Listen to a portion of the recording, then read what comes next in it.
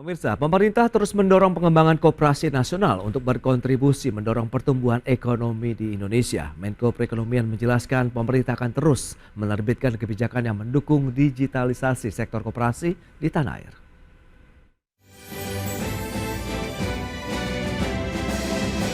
Pemerintah mendorong peningkatan kapasitas UMKM berbasis koperasi untuk terus mendukung perekonomian nasional khususnya yang berada di daerah.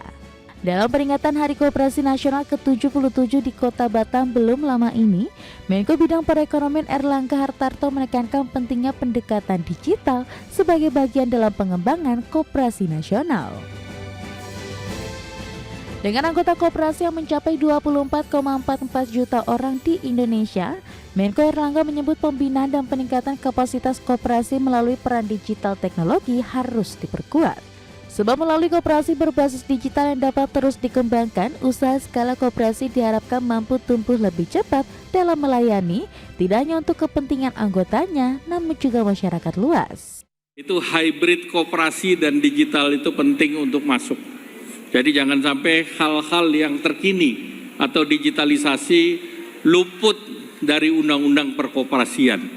Jadi ini waktunya untuk direview kembali bahwa ke depan koperasi ini menjadi sebuah koperasi yang modern.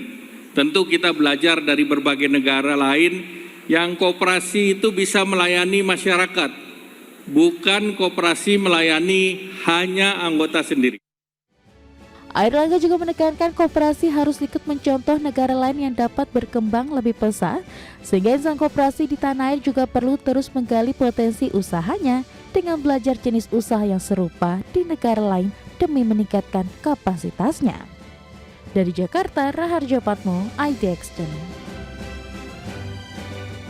Baik pemirsa, untuk membahas tema kita kali ini digitalisasi tingkatkan daya saing koperasi Indonesia. Kita sudah tersambung melalui Zoom bersama dengan Mas Desar Sandikapura, Ketua Umum Indonesian Digital Empowerment Community atau IJEC, kemudian Mas Nailul Huda, Direktur Ekonomi Digital Selios. Halo, selamat pagi Mas Desar. Pagi Mas. Salam sehat Mas. Sehat. Mas Nailul, selamat pagi juga Mas. Pagi Mas Pras, pagi Mas Desar. Baik, terima kasih atas waktu yang disempatkan. Kita akan mereview terlebih dahulu nih dari Mas Desar. Bagaimana Anda melihat perkembangan koperasi, kemudian digitalisasi di Indonesia. Kalau kita lihat dari sisi digitalnya, kita tahu perkembangannya hampir semua lini, UMKM, bahkan industri pun sudah masuk ke ranah digital. Silakan. Ya, kalau saya lihat memang koperasi ini agak cukup ketinggalan ya dari beberapa layanan yang ada di Indonesia gitu ya terhadap dunia digital. Saya lihat beberapa tahun terakhir, terutama 4 tahun terakhir, memang ada beberapa anak muda yang mulai membuat koperasi digital gitu ya. Tapi saya lihat masih belum terlalu berhasil gitu ya. Bisa jadi karena memang belum dapat dirasakan langsung oleh pengguna gitu. Dalam hal ini bukan hanya anggota koperasi, tapi juga masyarakat. Mungkin itu salah satu kenapa kok koperasi belum terlihat ya secara lifestyle lah, terutama di anak-anak muda. Mungkin itu, Mas Pras. Baik, tapi kalau dari sisi perkoperasiannya begitu Mas Nailul, Anda melihat bagaimana potensi apa yang bisa dikembangkan, sementara UMKM pun sebenarnya kita tahu go digital sudah dari tahun ke tahun berjalan, tapi Anda melihat perkembangannya cukup signifikan atau tidak, kemudian bagaimana dengan koperasi yang sekarang juga lagi menjadi fokus pemerintah? Iya Mas, ini kan koperasi ini kan kalau kita lihat ya sebenarnya kan memang lebih banyak yang dia berbentuknya koperasi simpan pinjam. Atau yang bisa kita lihat dari digital finansial lah, atau finansial gitu kan. Nah, sedikit yang dia bergerak di bidang selain finansial gitu kan. Yang produksi dan sebagainya itu masih relatif sedikit gitu. Nah, memang kalau dalam hal digitalisasi, ini koperasi-koperasi yang dia bentuknya finansial gitu kan, atau simpan pinjam, itu memang belum terlalu optimal kalau bisa saya bilang ya. Untuk urusan digitalisasi karena memang faktornya banyak Mas Pras, ada faktor SDM, kemudian ada faktor persaingan dengan lembaga keuangan lainnya yang baik LKM ataupun ada fintech P2P dan lainnya yang memang mereka terlebih dahulu eksis untuk digital gitu. Nah memang ini salah satu PR sebenarnya bagi koperasi finansial atau koperasi simpan pinjam ini bisa untuk masuk dalam ekosistem digital.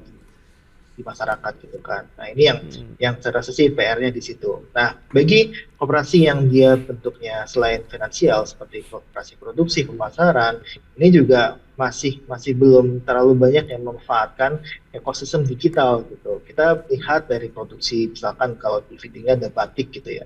Koperasi batik itu kan sebenarnya kan juga cukup kuat di berbagai daerah ya, terutama di daerah saya Pekalongan gitu kan. Itu cukup kuat koperasi batik di situ, tapi memang pangsa pasarnya belum bisa meraih yang dia digital savvy gitu. Jadi memang belum ke arah sana untuk mengembangkan koperasinya, dan ini memang PR-nya ada di SDM-nya, Mas Pras. Tapi dengan beberapa tantangan yang sudah Anda sampaikan, layanan koperasi ini sebenarnya masih diminati oleh masyarakat tidak sih? Tadi kan ada SDM, kemudian persaingan dengan lembaga keuangan lain, peer-to-peer lending yang sekarang pun mudah dengan menggunakan handphone begitu, Mas Nailul.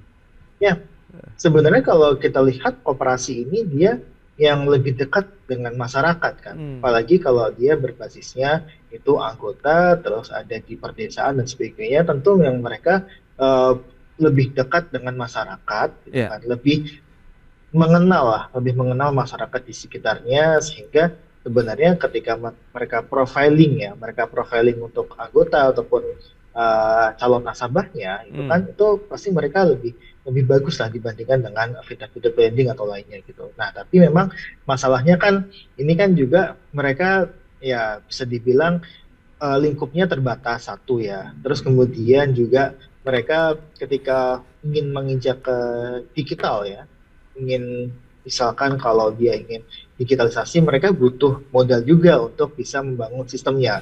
Makanya kalau yang selama ini yang saya temui, koperasi simpan pinjam ya, yang dia melakukan digitalisasi itu hanya digitalisasi dalam hal pemasaran, kemudian iklan yang mereka mengirimkan SMS, mengirimkan WA dan sebagainya, yang saya rasa hanya sebatas itu. Tapi memang untuk masuk ke digitalisasi yang secara komplit itu belum terlalu aktif, Mas Pras. Dan kita lihatlah satu koperasi simpan pinjam terbesar saja di Indonesia gitu kan, itu juga masih sangat tertinggal untuk masalah digitalisasinya. Apalagi koperasi-koperasi yang dia notabene melayani hanya satu kelurahan atau dua kelurahan saja gitu, itu mereka pasti sangat-sangat jauh tertinggal dalam hal digitalisasi.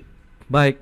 Nah, Mas Tesar, Anda melihat bagaimana sebenarnya tantangan di era digital di tengah disrupsi digitalisasi saat ini begitu? Apa sih kalau membuat Anda melihat potensi koperasi yang sebenarnya bisa dikembangkan? Apakah memang tidak menjadi daya tarik bagi masyarakat milenial, Gen Z yang memang sudah erat ataupun sudah dekat begitu dengan era digital? Iya, baik. Jadi kalau saya lihat betul tadi kata Mas Huda ya. Jadi memang ini masalah people-nya dulu ya. Jadi koperasi ini kan kita tahu sebagai sosok guru perekonomian Indonesia sebenarnya ya. Tapi hal ini mah hanya jadi jargon gitu ya. Banyak sekarang anak-anak muda bahkan nggak pernah tahu tuh koperasi itu apa sebenarnya gitu ya. Jadi saya rasa pendidikan ini yang perlu ditingkatkan dulu ya. Basic koperasi itu apa, sehingga nanti ketika kita mau menjadikan ini digitalize itu menjadi lebih ajak gitu ya. Karena kalau kita mau buat digital, koperasinya sendiri aja nggak paham, ini agak-agak lucu menurut saya. Jadi PR-nya memang masalah pemahaman dulu nih tentang koperasi itu apa. Dari sekolah gitu ya. Kalau bisa dari SD, dari SMP mereka udah jadi anggota koperasi gitu ya. Sekarang kayaknya di kampus aja sekarang udah mulai jarang koperasi gitu ya. Jadi saya lihat memang ada beberapa gap yang cukup luas antara knowledge tentang koperasi langsung melompat ke dunia digital gitu, Mas, kira-kira. Berarti literasi terkait dengan koperasinya ini juga yang masih terus ditingkatkan ya. Nanti baru kita coba sandingkan dengan digitalisasi. Baik, seperti apa nanti tantangannya, strategi yang perlu diterapkan, kita akan bahas nanti di segmen berikutnya, Mas Nailul dan juga Mas Tesar. Kita akan jeda dulu sebentar. Pemirsa, kami akan segera kembali usai pariwara.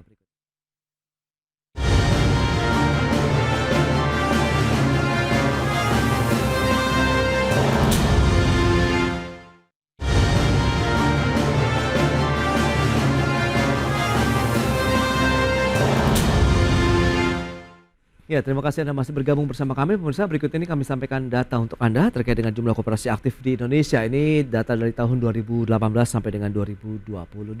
Ya, selengkapnya bisa Anda saksikan di layar televisi Anda. Kita akan cermati di tahun 2018 ada 126.343 koperasi yang aktif begitu ya di Indonesia. Kemudian ini kalau kita tarik sampai dengan 2022 sebenarnya tidak ada pertumbuhan yang signifikan begitu, hanya kenaikan tipis saja dari 126 ribuan sampai dengan di tahun 2022 saja hanya mencapai 130.354 unit koperasi yang aktif. Kemudian kita lihat dari sisi nilai penjualan barang dan jasa digital Indonesia.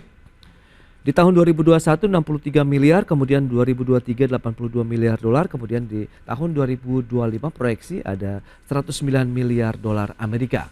Nah, berikutnya dari sisi nilai pembayaran digital Indonesia. Ini ada peningkatan dari 234 miliar dolar Amerika di tahun 2021, sementara proyeksinya 417 miliar dolar Amerika di tahun 2025 mendatang. Baik, kita akan lanjutkan kembali perbincangan bersama dengan Mas Nailul Huda, kemudian Mas Tesar Sandikapura.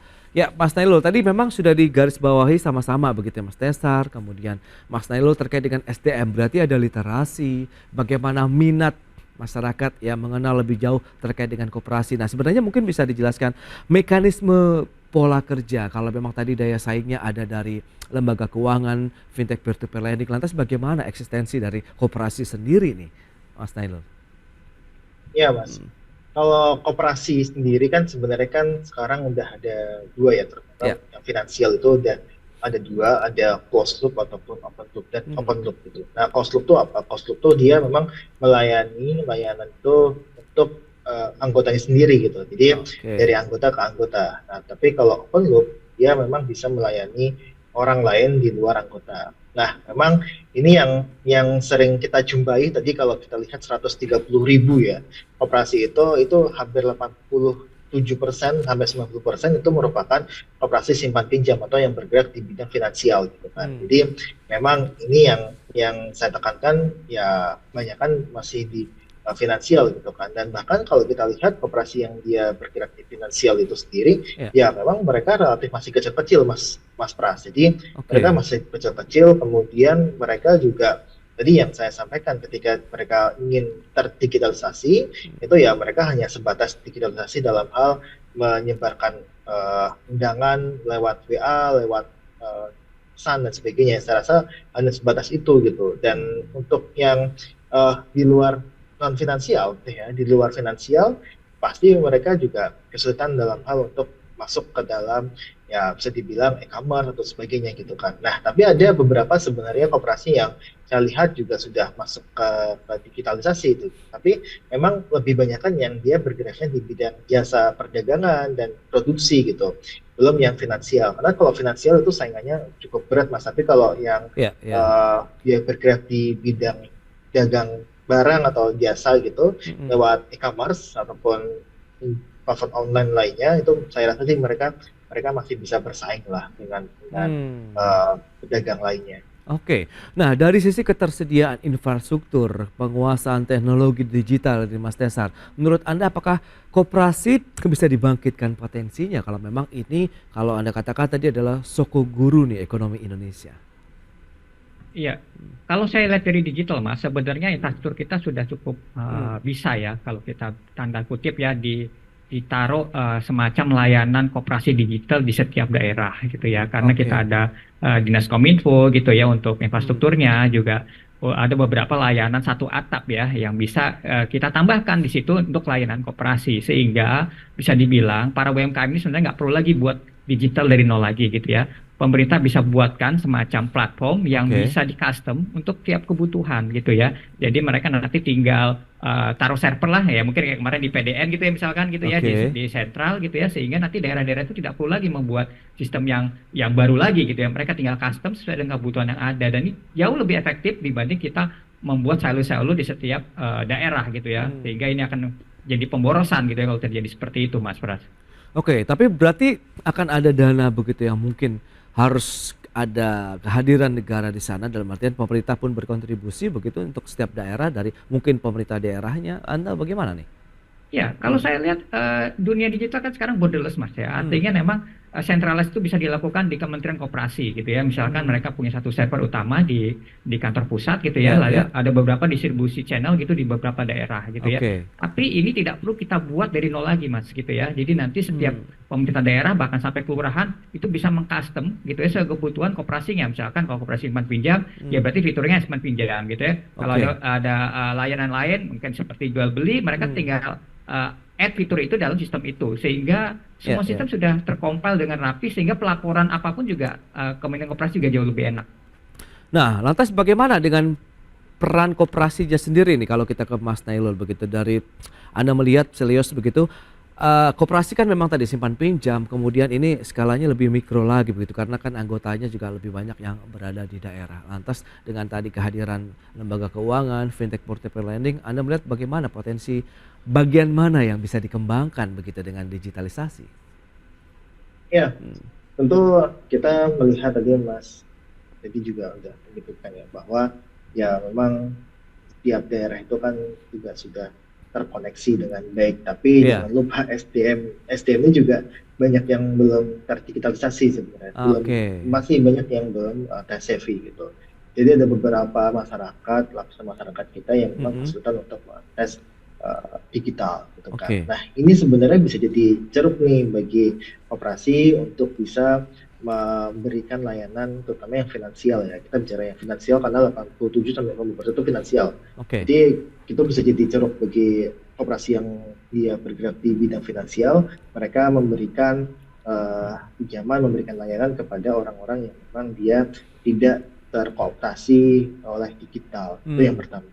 Nah yang kedua adalah dengan mengandalkan satu sistem yang dia anggota dari anggota, kemudian juga anggota bisa mengajak anggota keluarga lainnya gitu, atau kerabat lainnya. Saya rasa itu bisa menjadi salah satu kekuatan dari koperasi itu sendiri gitu. Karena pada dasarnya koperasi ini kan dia menguatkan antara anggota gitu kan. Jadi tagline-nya kan dari anggota untuk anggota bagi anggota gitu. Jadi memang anggota ini yang harus disejahterakan terlebih dahulu gitu. Jadi kita, kalau saya rasa sebenarnya seperti ini Mas. Tadi yang sampaikan Pak Erlangga di video-nya itu juga perlu kita garis bawahi gitu ya, bahwa yang harus disejahterakan terlebih dahulu adalah anggota dari koperasinya gitu kan. Setelah sejahtera anggota koperasinya, baru itu kita bisa melebarkan lebih tinggi, mereka bisa melayani yang di luar anggota mereka gitu. Jadi ini yang seharusnya dilakukan. Contohnya aja koperasi unit desa yang dia padi misalkan. Koperasi unit desa itu kan dia istilahnya mengambil barang-barang dari petani anggota koperasinya sendiri untuk dijual dengan harga yang lebih tinggi gitu kan. Nah ini kan harus daftar dulu nih petaninya gitu kan. Baru mereka bisa mengambil dari petani lain yang di luar anggota koperasi gitu. Jadi kita tidak menutup kemungkinan koperasi ini bisa berkembang lebih cepat, tapi saya rasa sih kita harus mulai terlebih dahulu dari hal yang paling kecil, yaitu anggota koperasi itu sendiri yang harus lebih sejahtera lagi. Tapi regulasinya menurut Anda sudah on the track, dalam artian nanti kita tinggal switch masuk ke dalam digitalisasi, Mas Daniel? Ya, regulasi secara kan ada di Undang-Undang P2SK juga ya, bahwa ada beberapa koperasi yang memang kalau dia istilahnya melayani di luar anggota dengan mengumpulkan dana investasi itu masuknya ke ranah OJK gitu kan. Tapi kalau dia sifatnya adalah melayani anggota saja itu masuknya ke arah Kemenkop UKM gitu kan. Nah yang saya tekankan di sini adalah regulasi sudah dibuat, sebenarnya tinggal implementatifnya. Dan jangan lupa kita kan juga ada dana LPDB ya, yang dia bisa digulirkan untuk koperasi dan sebagainya, yang saya rasa itu bisa dimanfaatkan oleh para pemilik koperasi ini untuk bisa mengembangkan usahanya lebih besar gitu. Nah bagaimana nih implementasinya? Kita tunggu dari Kementerian Koperasi dan UMKM untuk bertindak secara cepat, tepat dan lugas. Itu dia, nampaknya memang masih cukup panjang begitu ya perjalanan digitalisasi koperasi di Indonesia begitu, sambil kan kita tahu pemerintah juga fokus untuk UMKM yang go digital begitu, dan semoga tadi dengan membangun satu ekosistem yang digital begitu yang Mas Tesar tadi sampaikan, infrastrukturnya sudah bagaimana ini sistem dari pemerintah pusat daerah juga sudah terkoneksi, ini bisa menjadi solusi. Tinggal bagaimana lagi-lagi bicara mengenai SDM ya, literasi digitalnya sendiri nih bagi anggota koperasi, baik yang open loop maupun yang closed loop tadi begitu untuk operasional koperasi di Indonesia. Baik, sayang sekali waktu terbatas Mas Nailul, terima kasih banyak atas sharing yang sudah disampaikan. Mas Tesar atas insight yang sudah Anda sampaikan terkait dengan digitalisasi koperasi di Indonesia. Selamat melanjutkan aktivitas Anda kembali. Salam sehat Mas Nailul, Mas Tesar, terima kasih. Terima kasih. Ya. Profesor. Baik pemirsa, 1 jam sudah saya menemani Anda dalam Market Review. Perbaharui terus informasi Anda hanya di IDX Channel, your trustworthy and comprehensive investment reference. Jangan lupa saksikan program First Session Closing yang akan tayang pukul 11.30 waktu Indonesia Barat. Karena urusan masa depan harus terdepan. Aku investor saham. Saya Prasetyo Wibowo beserta kerabat kerja yang bertugas pamit undur diri. Terima kasih dan sampai jumpa.